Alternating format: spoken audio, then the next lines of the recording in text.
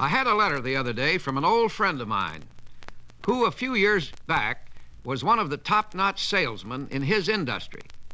In fact, on one occasion, I spoke in Chicago to the annual convention of that industry and was introduced by this man, who was acclaimed that day as the star salesman for the year. Later on, I began to hear reports that things weren't going too well with him. A few weeks ago, I had a letter from this man, and it read as follows. Dear Dr. Peale, you may remember that several years ago we shared a platform at a convention in Chicago when I was nominated the Star Salesman of the Year. I've always remembered you and I've read your books, and that's why I'm writing to you now. Since we met several years ago, something's happened to me, and I'm writing to ask your advice. Maybe I got too sure of myself. Maybe I got too lazy. Maybe I just lost interest in the line. But something's happened, because now I'm pretty close to the bottom of the totem pole in my sales organization. I don't know if you can help me. I don't know if anybody can. I'm beginning to wonder if I have what it takes to be a real salesman. I'm so discouraged that I'm thinking seriously of leaving the sales profession. I am beginning to wonder if I have what it takes to be a real salesman. Not a very inspiring letter, is it? And yet over the years, I have received hundreds of letters like this from my many friends in the selling profession. What does it take to be a real salesman? To answer that, perhaps I could tell you of an incident that occurred a little over a year ago. I was on a jet airliner which was about to depart. And looking out the window, I noticed a young man with a briefcase making a last-minute dash for the airplane. He made it, and since he took a seat next to me, I turned to him after the takeoff and said, Congratulations. I beg your pardon? Congratulations. You must have broken all existing records for the 50-yard dash. For a minute there, I didn't think you were going to make it. Well, I wish I hadn't. Oh? Oh, what a week. What a waste of time. I don't know what the Home Office was thinking of sending me out to open a brand new territory. What business are you in, Mr. Campbell. No, I'm just a peddler. Just a peddler? Well, salesman then. And now the company has sent me out into this new territory. You know, I got a good mind to go back and quit. Tell me, Mr. Camel, do you think the men running your company are, well, stupid? Stupid? Why, no. They're the best in the business. Why? Well, I was just wondering, if the men running your company are as competent as you believe, and they have confidence in you, why don't you believe in yourself?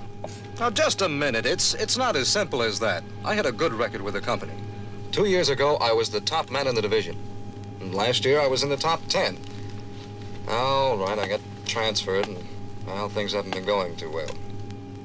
Boy, that's the understatement of the year. I don't know exactly what it was that made me a good salesman, but whatever it was, I've lost it. Boy, I've lost it. If I don't make something out of this new territory, I'm through.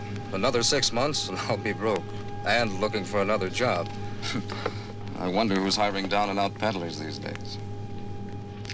I'm sorry. I shouldn't be telling all my troubles to a total stranger, but, you know, I felt like I just had to talk to someone. Well, sometimes strangers are the best. A stranger can be more objective and often more truthful than even the closest friend. I think it was Shakespeare who said one time, "Troubles come not in single spies, but in battalions." Truer words were never spoken. There comes a time in the life of every one of us when we become completely discouraged. And at times like that, it seems to me that the first thing to do is to ask yourself this question: who am I? Well, Mr. Camel, who are you? Who am I? Well, my name is Bill Campbell. I'm a salesman. No, who are you really? You're the same person you've always been. There's no difference. Your thinking has become different, that's all. Whereas before you thought success, now you think failure. Whereas before you saw yourself as a capable salesman, now you see yourself as having no capacity.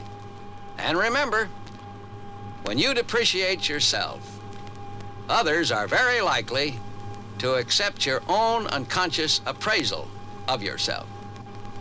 Well, that makes sense, but what can you do when you go through a period when you just can't seem to do anything right?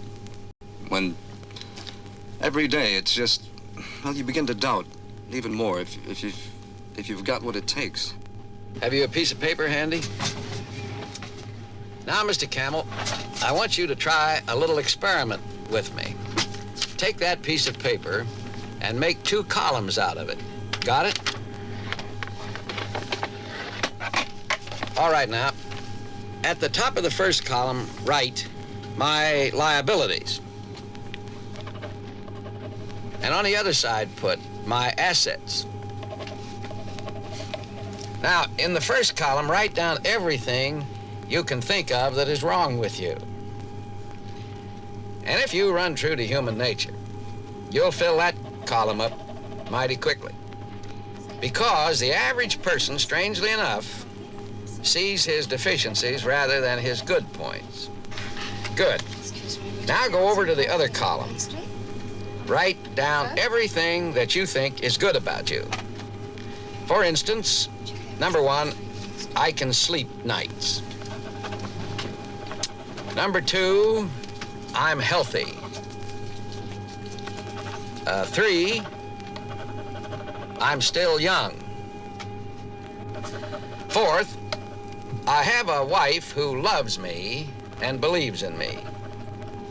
5th, I have children who have faith in me. Now, add these up, and you'll begin to have a lot more faith in yourself. And believe me, they'll cancel out those negatives. But you've got to get them down on paper so you can see them. Then you know you have them. I never thought of myself this way before. Then really it's time you started. It's time you started believing in yourself. For I assure you that if you believe, all things are possible. I have a friend, a salesman, whom I've known for many years. He was always kind of, well, you might say, an average salesman. Just average. I saw him about a month ago for the first time in several years, and I was positively amazed at the change. He seemed to have a new kind of spirit, and he told me he just had the best year he'd ever had in selling. I sort of laughed, and I said jokingly, "What kind of a secret formula have you picked up, Frank?" So he told me, and believe me, it was no joke. I'll pass it on to you. He said, every morning when I wake up, I lie there in bed and I say 2 words 3 times. And these were the words that he said. I believe. I believe. I believe. I believe. You know, I could believe a little bit harder if I just didn't have to think of what would happen if I fail in this situation. When I think of what could happen if I... Don't think failure. Think success. There is a law in this world that like always attracts like. If you send out negative thoughts continuously and habitually, the only kind of results you will get back will be negative results. There is no alternative to that. On the other hand, when a person sends out positive thoughts, optimistic thoughts, he activates the world around him positively, and he draws back to himself positive results. If you see yourself as failing, well, let me give you an illustration. Years ago, I had a friend who was associated with one of the large circus organizations. And since I've never outgrown my love for circuses, still get a thrill out of them, I made it a point never to miss this circus when it came to my town. Through my friend, I met a great many interesting characters. One of the most fascinating was a trapeze artist who was also something of a philosopher. And he told me of an incident I never forgot. A young man who had come to my friend some months previous to my visit thrilled with the idea of becoming an aerialist, was about to make his first attempt on the high trapeze. Of course, the old veteran had started him on the low bars first, gave him all the technique, and was pleased with the way the boy developed. He was competent. The teacher knew that. He had taught him all he knew, and now it was up to the boy. The teacher signaled for the high trapeze to be lowered. But when it came down, the boy simply stared at it, transfixed. Then he looked toward the top of the tent where the trapeze would be raised.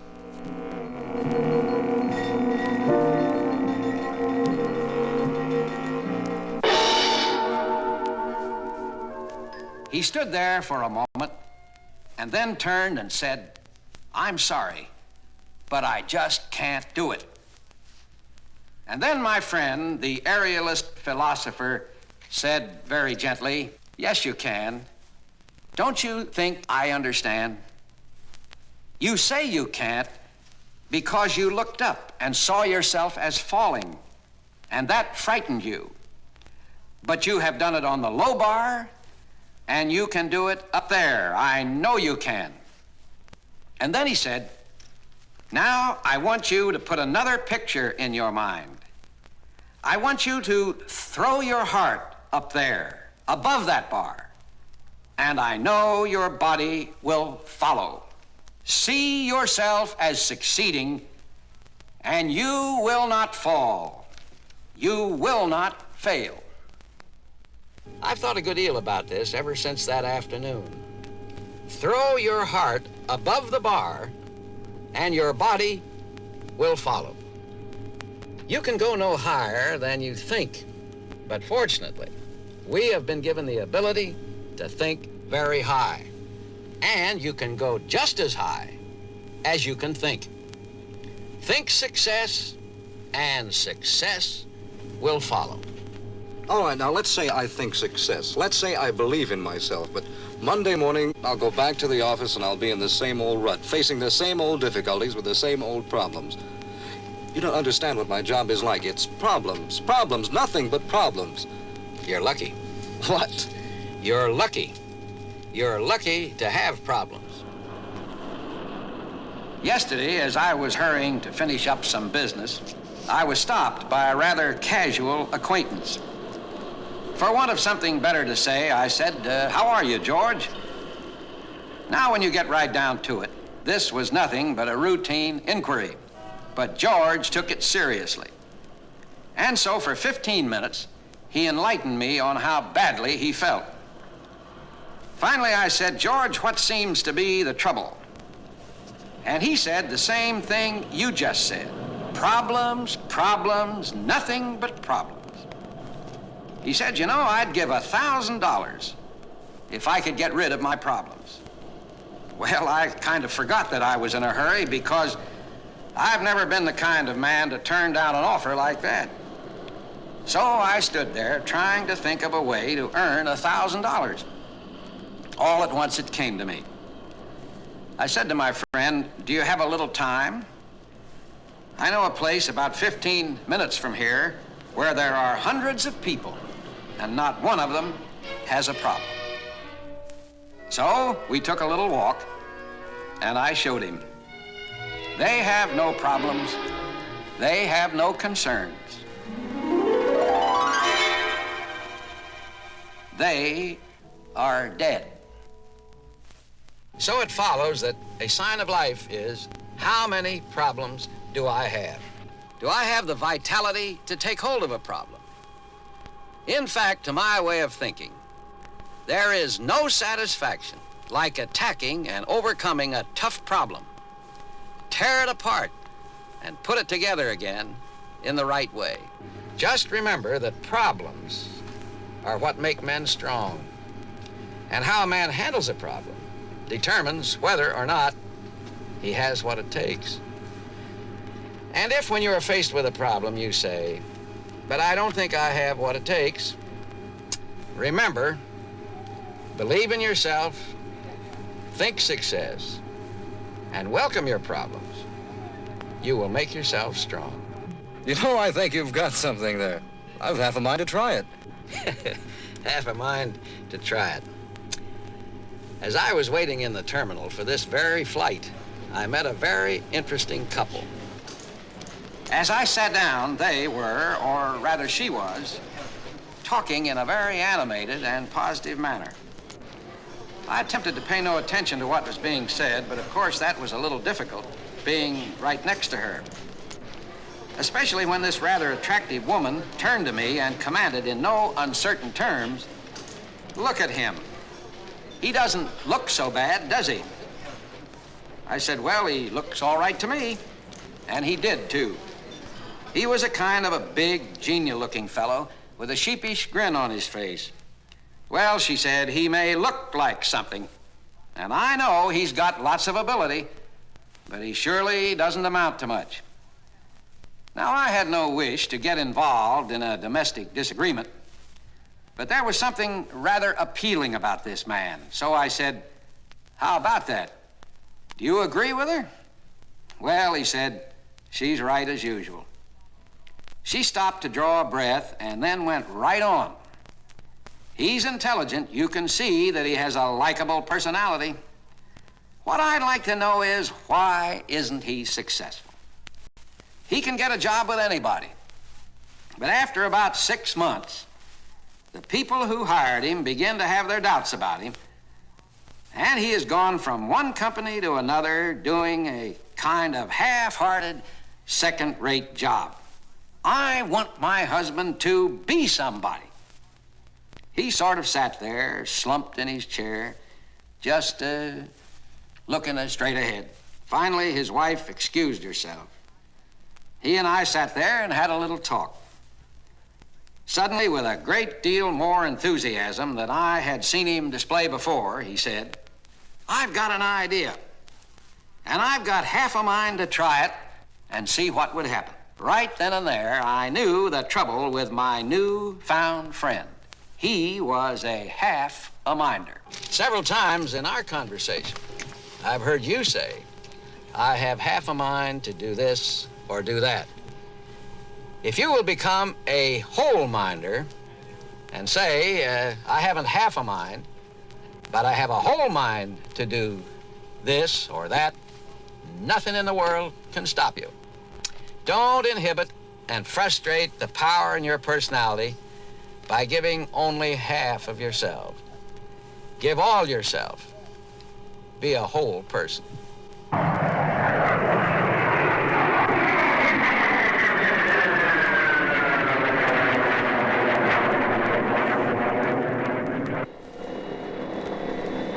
Well, I guess this is where I'll be leaving you. I'm supposed to meet my wife here in the waiting room. Say, by the way, could we drop you someplace? Oh, no, thanks a lot. Friends are meeting me here. However, I don't see them. They must have been delayed. Ah, there she is. There's my wife. You know, I'd like for you to meet her if you have the time. I'd be delighted. But before we do that, I wonder if I might ask a favor of you. Sure, anything I can do. You can. When we first met, and I asked you what business you were in, you said, "I'm just a peddler." Now, there was something about the way you said, "I'm just a peddler," that bothered me. And I think the reason is that I've always felt that selling is a profession, actually. A vital, important profession, fundamental to the economy. And I believe you've got to think that, too. Now, here's what I would like you to do for me. First, let's see how tall you can stand. Now that you're standing tall, will you say this? "I am a salesman. I am an important part of any economy. Through me, goods and services that are necessary and helpful to all mankind are made available. I am proud I am a salesman." You want me to say all that here? But you don't need to shout it. You can say it quietly, but be sure you mean it. Well, I am a salesman. I'm an important part of the economy. And through me, goods and services are made available to mankind. I'm proud I'm a salesman. Good. Let's go meet your wife. This fight very much indeed. I can't tell you how much good the whole thing has done. Same here. Ann. Oh, Bill. Ann. You have a nice flight? Oh, just wonderful, just wonderful. Thanks to a friend of mine here. And I'd like you to meet... You know, sir, I'm sorry, I don't even know your name. Well, the name is Peale. Norman Vincent Peale. I see my friends are here now. I'm terribly sorry to go. It's been wonderful to be with you. Sorry I'll have to run. But be sure to keep in touch with me.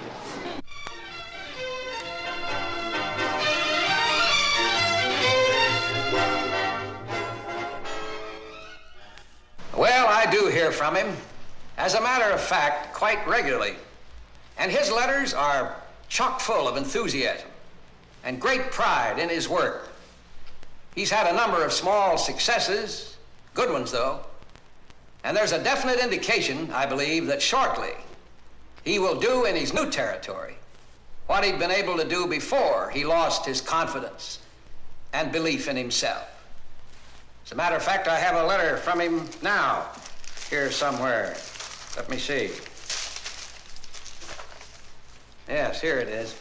His letters are always inspiring to me. In this one, he goes on to say, in part, Dr. Peale, of all the flights I've made, the one I'll never forget was the one with you. It was then I began to learn what it takes to be a real salesman. Based on our conversation, I put together a 5-point formula. I wrote them on a card, which I taped in my briefcase. Every morning, before I make my first call, I open my briefcase and read them over. I wish I could share them with every salesman who is as discouraged as I was, because they have changed my attitude toward my job, my family, and even life itself. Isn't that wonderful? And now, I would like to share with you those 5 points. With everyone who is discouraged or who will ever be discouraged by the frustrations and discouragements that seem inevitable in the selling profession. Number 1, and this is very important, believe in yourself. Make a true estimate of your own abilities, then raise it 10%. Now, of course, don't become egotistical, but have a wholesome self-respect. Believe in yourself. Have confidence in your abilities. Every morning, when you awaken, try saying these wonderful, dynamic words. I believe. I believe. I believe. Number 2, think success.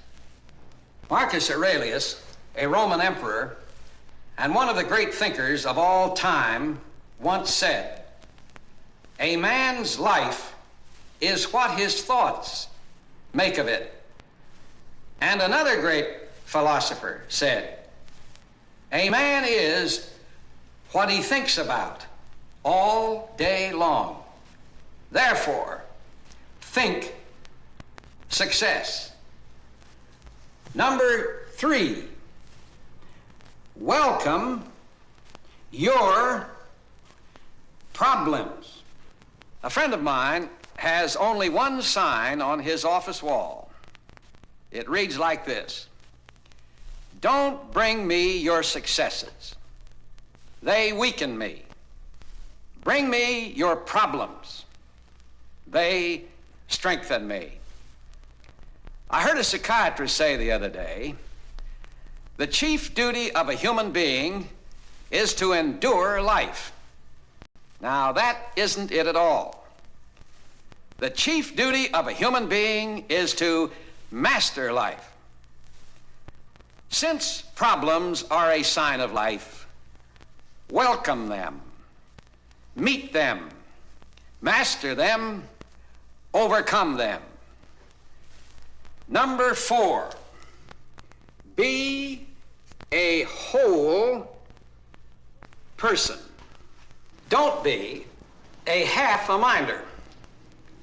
Usually when you hear a person say, I have half a mind to do this or that, actually, he's talking half, but he's only giving about a quarter.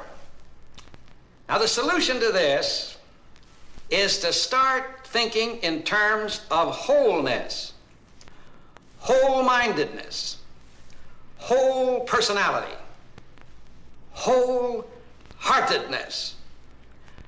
Whatever you do it with all of yourself. Give it everything you've got, and nothing can stop you. Nothing.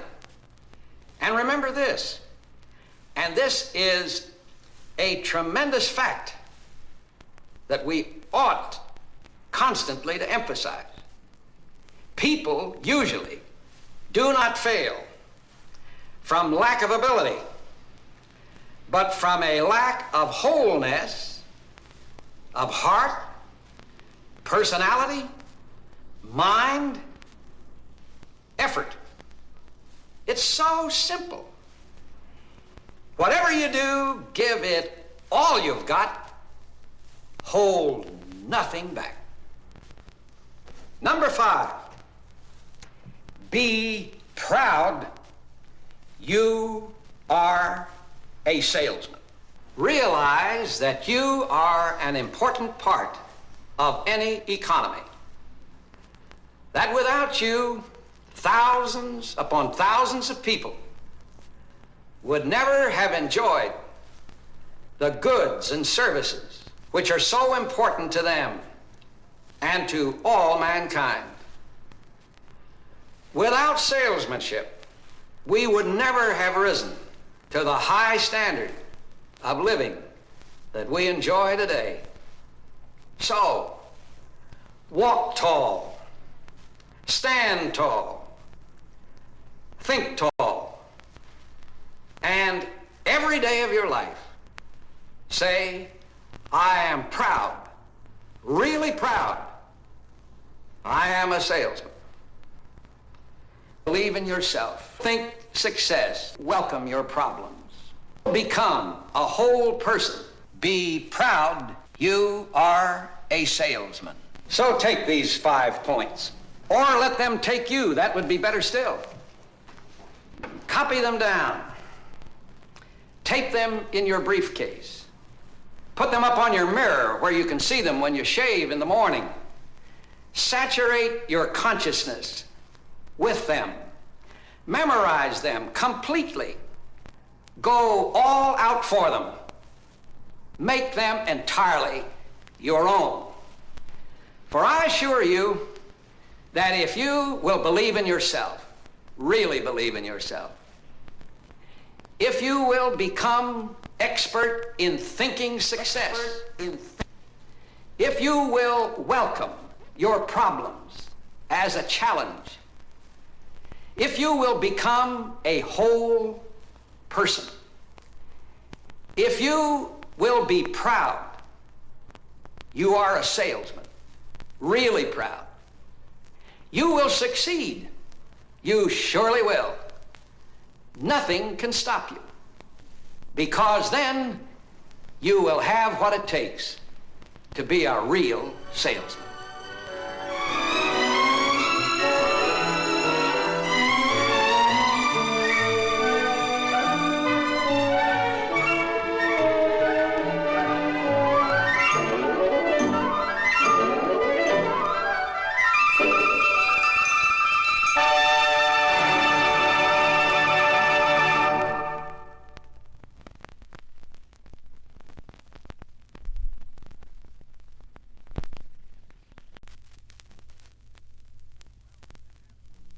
Well, we've been having a very interesting time talking about believing in ourselves, about how to handle problems, and about cultivating positive thinking. I've tried to say a few things to you that might be helpful. But you know, I would like to let you in on a little secret.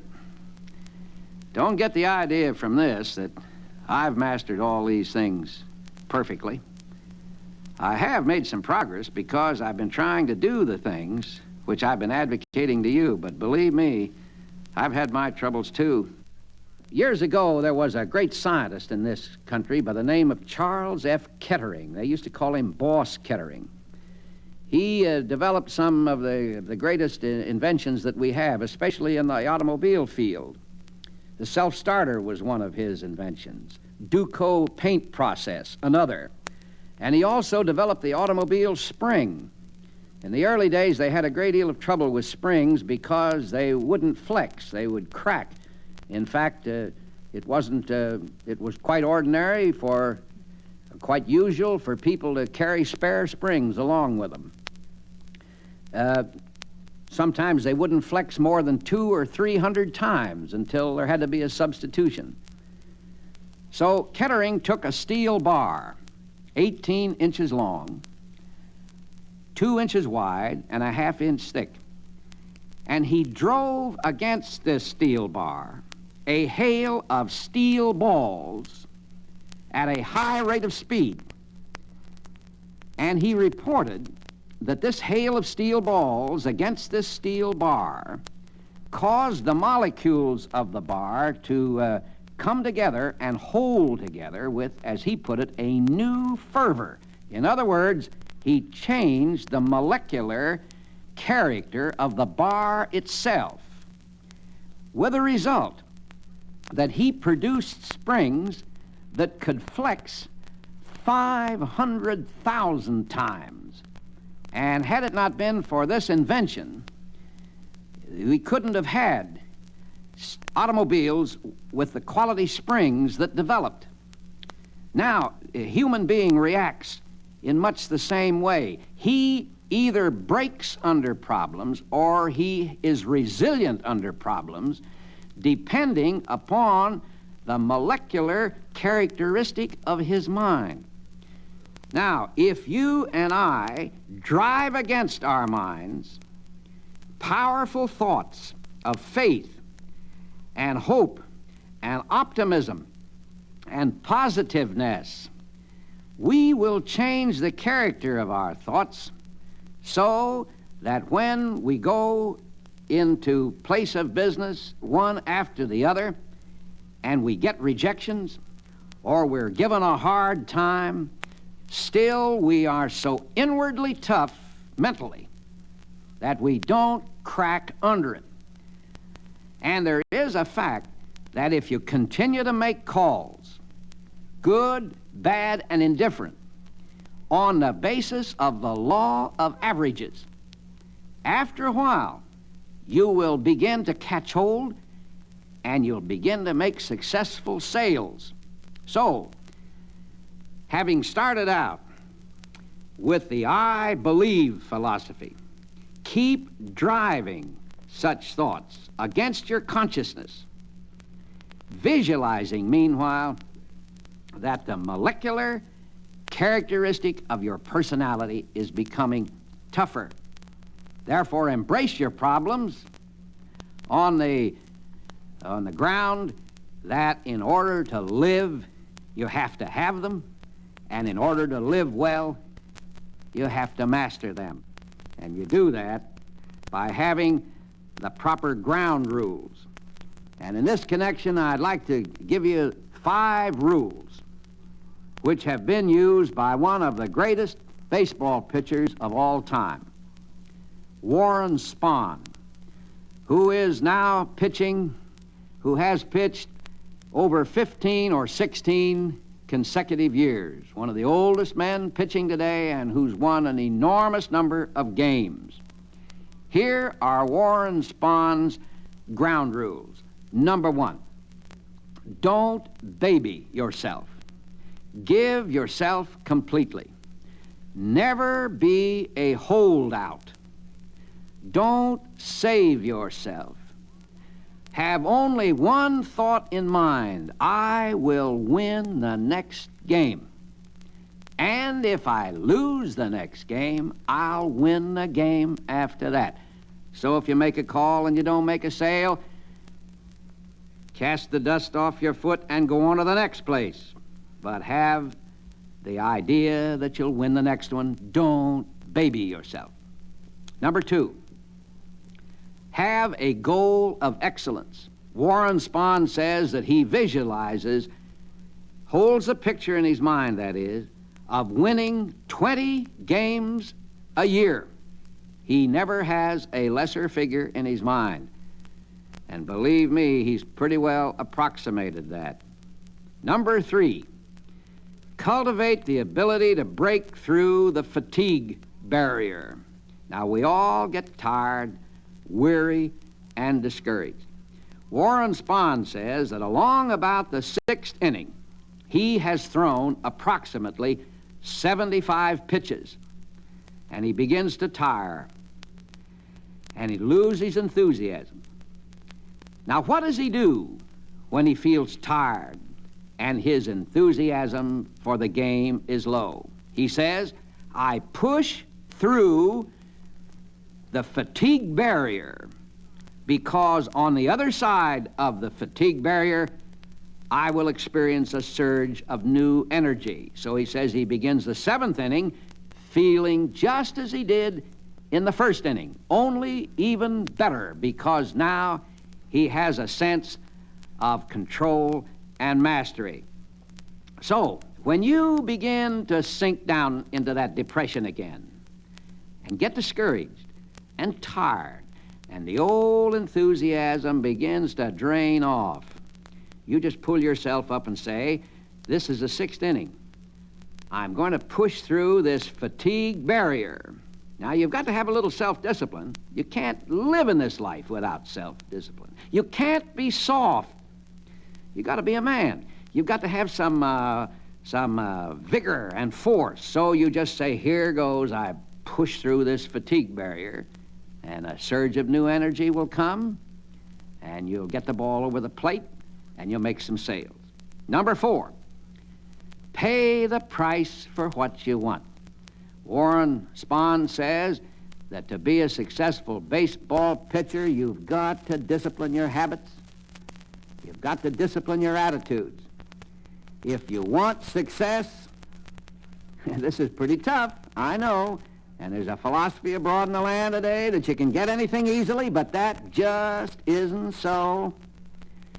If you want success, you've got to pay the price for it, which is keep on keeping on, push through, make calls, keep it up, don't stop, fight it through, pay the price for what you want. And finally, number 5 of Warren Spahn's rules, nothing is more important than right thinking. So a person must take his mind, and he must discipline it, and he must think straight. So, when you say to yourself, I believe, one thing that you must also bring to mind is that merely saying that won't get you success. But if you keep on saying it until you believe it, and when you say, I believe, you really believe in yourself, in your job, in your future, in the economy, and keep working at it, then you'll push through to a successful result.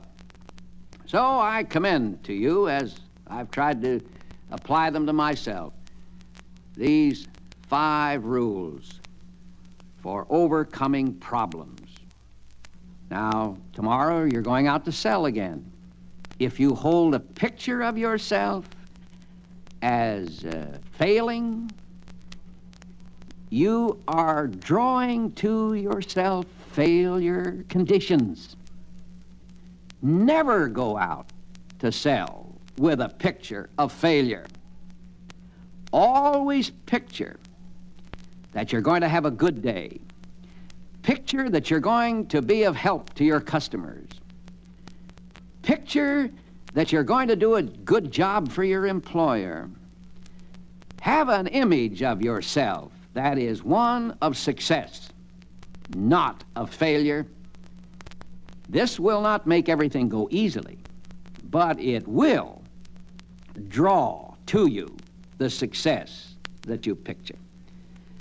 But you may say, this is sort of hard. Well, now, people say that as though that is conclusive, and therefore we ought to give it all up. Well, that's sort of hard. Of course it's hard. The change of any habit is difficult. It's even painful. And when you've had these long, ingrained habits of negative thought, to try suddenly to tear them out and substitute positiveness requires a lot of strength. But the strength that it requires is the strength of faith, the strength of thought. You can change yourself, and you can change yourself in a hurry if you make up your mind that you will think no more negative thoughts, but you will say something positive about everything, about everybody, about every situation. And throw your mind higher. That's it. Give it the upthrust. Take your mind out of these low, shadowy, depressing things and say, I'm going to give altitude to my mind. And then you'll begin to rise above things with a new strength and a new sense of mastery. I remember when I was much younger than I am now, I had a real big inferiority complex. If anyone had a bigger one, I don't think I've ever seen him. And then, too, I used to take a negative attitude toward things. I remember the first church of which I was the pastor. It was up in Rhode Island, and they were having a strike up there in the woolen mills at that time. And everybody had been out of work for quite a while, and the money that was necessary to run the church was pretty low, and everybody was discouraged. And I guess I was about the most discouraged. But I had a friend there who was a member of that church, and he's my friend today, too. And I learned a great deal from him.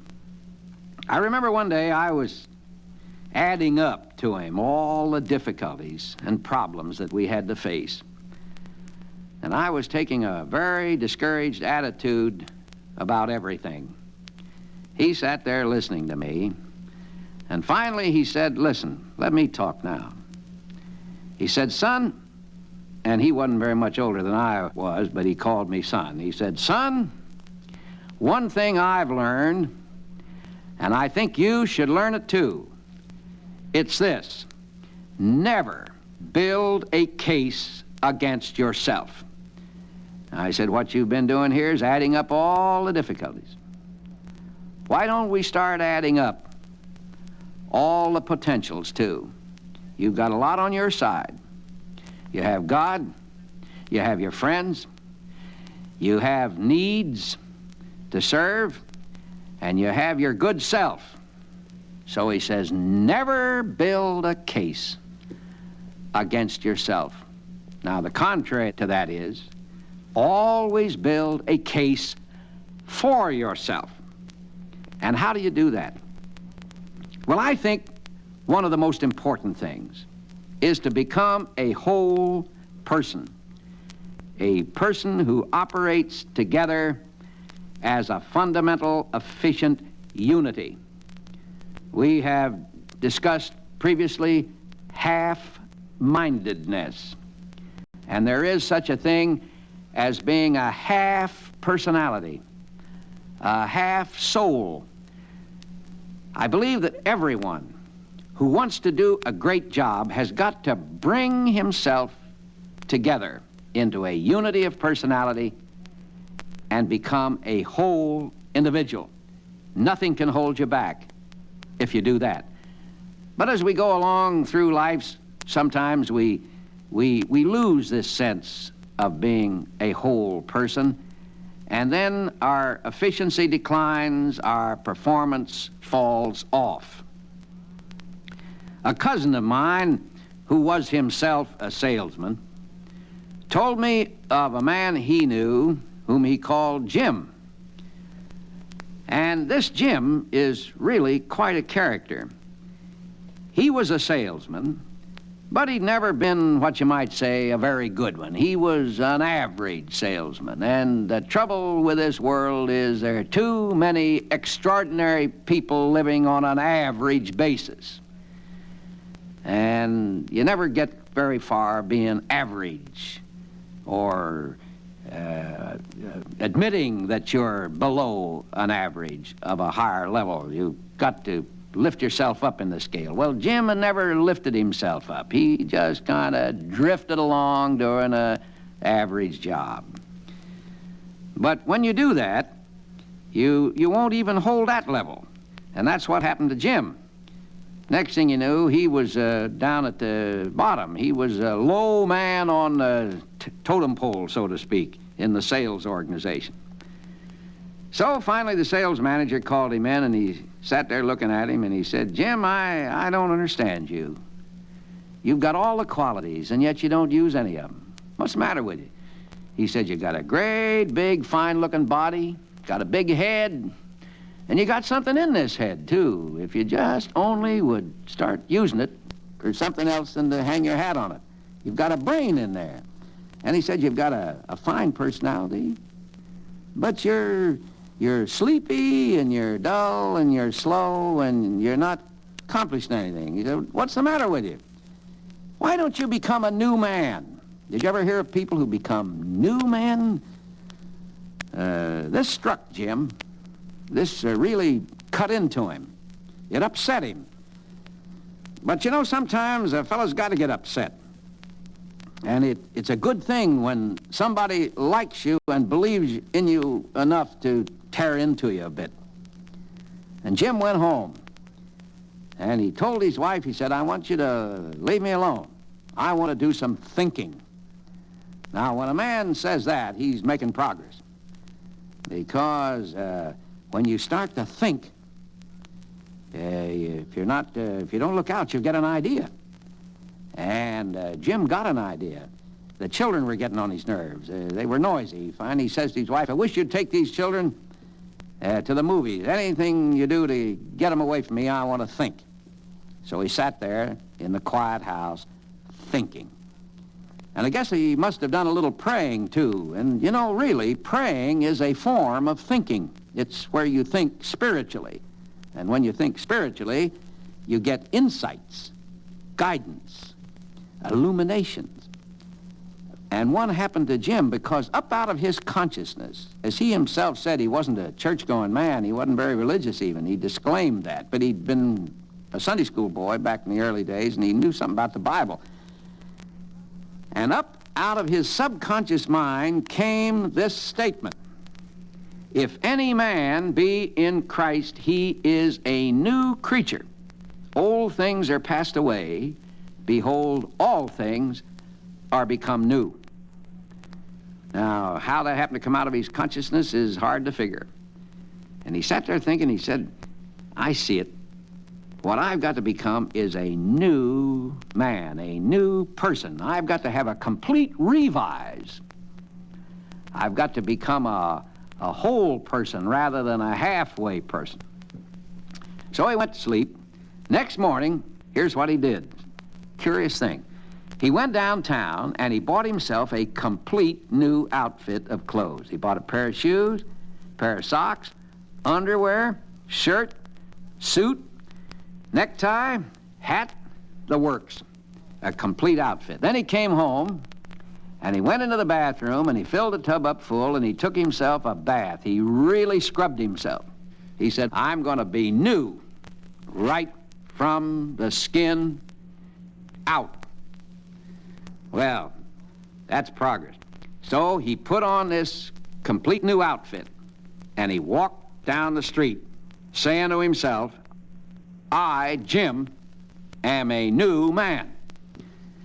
Now, you see, he was new from the skin out. But when he began talking this way, he started getting new from the skin in. So he walked into his first customer, telling himself, I'm a new man. When he walked in, he made a new impression. They didn't know what had gone on in him. They didn't understand it, but they felt a new impact from Jim. So it went that day, and the next day, and the next day. This newness, new suit, new cleanliness, became a newness in his mind, in his whole attitude. Now, he didn't become a world beater overnight.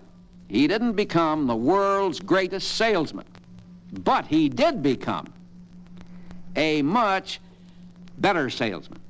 And from low man on the totem pole, he rose up into the upper echelons of the real producers because he got a kind of a blow. Sometimes a blow is a pretty good thing. And this blow made him think. And he got an idea, which was that he could become a new and a different person, and he went to work to bring that to pass. And as he became new, his results became new. And they now were measured by success rather than by failure. Now, Jim never talked much about it, but I sort of get the idea that there was another factor in this rehabilitation of Jim, the sleepy, dopey, failing salesman, into an alert, vigorous, succeeding salesman. And it was this. There was somebody else working with Jim. He wasn't doing it all alone. He had help. He had a friend. He had a guide. He had a counselor. The greatest salesman who ever lived walked along with him as he did his job. I was speaking one night to a very large audience of salesmen in the South with another speaker who is a very great leader in sales work. Before we went over to the meeting that night, we were sitting at dinner, and this great salesman said to me, Norman, what do you think is the greatest fact in the world? Well, I began to spar. I suggested several things. Oh, he said, those are important things, but that isn't the greatest fact in this world. He said, it's this. And I shall never forget the emphasis with which he laid it on the line. We are not alone. And I said to him, what do you mean by that? He said, I mean just this, that life is pretty hard. It's pretty tough. It's filled with problems and all kinds of difficulties, disappointments and frustrations. And if you try to handle it alone, it'll break you down. But there's somebody with us, a great spiritual friend who is with us every day and every night and who will never let us down. And he said, if you just stick to him and take him as your partner, you will always have the wisdom and the strength that you need. So he says, remember that. We are not alone. I have a sort of a feeling that our friend Jim had that idea, and he discovered that things that he thought he couldn't do, he certainly could do. So when you've got this idea that you're not alone, you can get a great big word that you can put in the forefront of your thought, and that's the word can. I can, rather than that miserable old word, I can't. Now, if you'll notice the word can and the word can't, there's just one letter difference, and it's a T. Now, you want to get that T off that word can't, and there stands out the word can. I learned this when I was a boy, but I never hung on to it as well as I should. until I began to realize the power of positive thinking. But only recently I was in Cincinnati, in a neighborhood where I used to live as a boy. And I was walking down the street and I saw the old Williams Avenue School.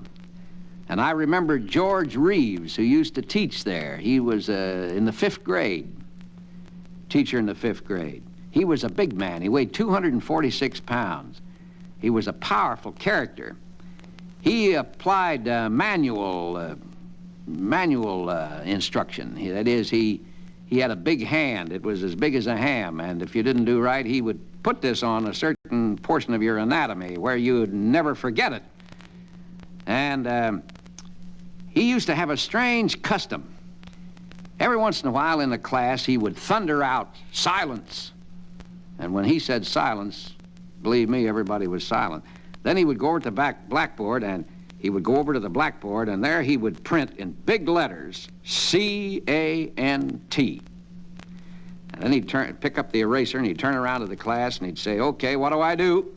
And the class knew what to say, and they would chant, "Strike the T off the can't."